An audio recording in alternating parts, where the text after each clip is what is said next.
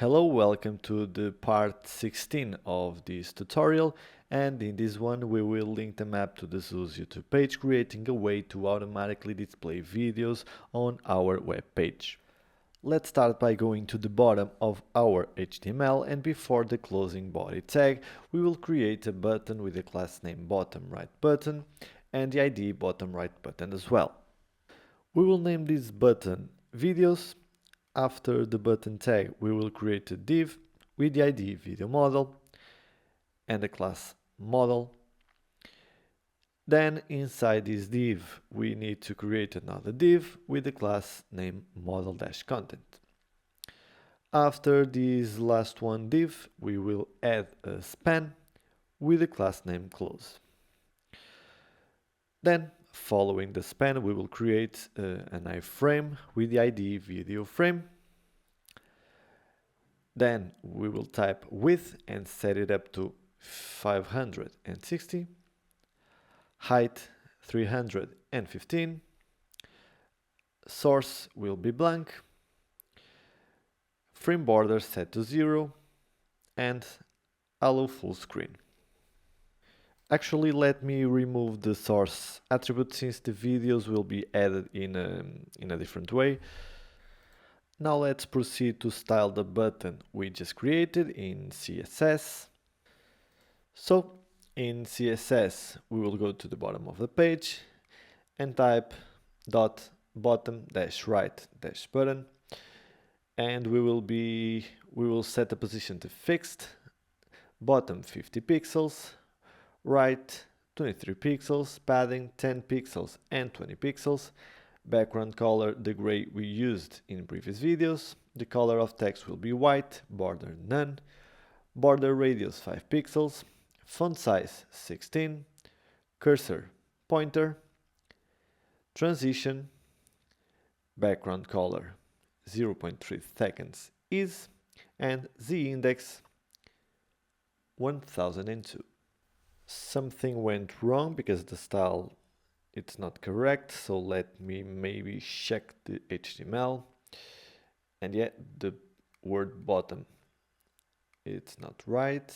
Let's check now, and yeah, the button now looks the way we want. Now let's apply the style of the model, position fixed, z index since we want it on the back we will add 1, left and top will be 0, width 100 and height 100% as well, background color RGBA 0.6. This element ensures that when the videos appear the background becomes darker and will also serve as a way to close the videos, just like we did in the video about closing the rules pop-up. Then for the model content, we want the position to be relative this time, right 10%, bottom 5%, background color 333, margin 15% auto, padding 20 pixels, width 100%, max width 37%. All the videos will be played within this rectangle here that we just create. Let's now display the model to none, just for now, and then move to the JavaScript. The script we will now create sets up functionality for a model that plays videos. Firstly, it waits for the page to load, then selects key elements like the model itself, the button to open it, the close button inside the model, and the iframe for video playback. These elements will then be used to handle interactions like opening the model, closing it, and dynamically loading videos from the Zoo YouTube page. Next, we need to create an array where the videos from the Zoo's YouTube channel will be added, and we will name this array video IDs. So what we need to do to extract YouTube video IDs? The videos I want to appear on the map will be from a playlist that the zoo has on its YouTube page called The Other Side in English.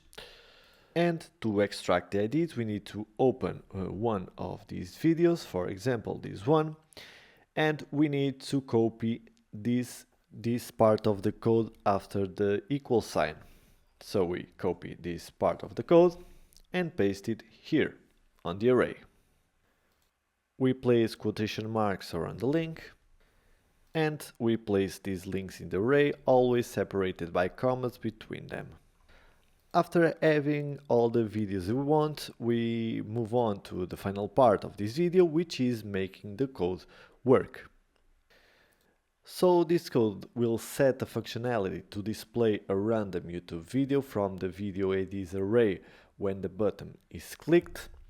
So when the button is clicked, a function is triggered to handle the event. So this function selects a random video ID from the video IDs array using a combination of math.random and math.floor. It then updates the source attribute of the iframe to the select video, adding autoplay 1, so the video starts playing automatically. Finally, it makes the model visible by setting its display style to block. If we go to the map, we can see that the code is working correctly. Every time I click the videos button, a new video appears randomly.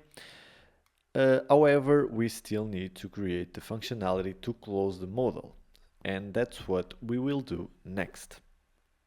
So this part of the code adds functionality to close the model. It listens for a click anywhere on the window and checks if the click target is the model itself, and if it is, the model's display style is set to none, hiding it, and the source of the frame is cleared to stop the video playback. Let's check the map one last time to ensure everything is working as expected. So it looks fine to me. I hope you enjoyed this video and learned something new.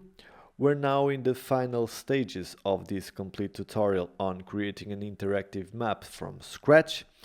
So in the next video we will take a step further by adding interactive links to the Zoo social media platforms. So see you there.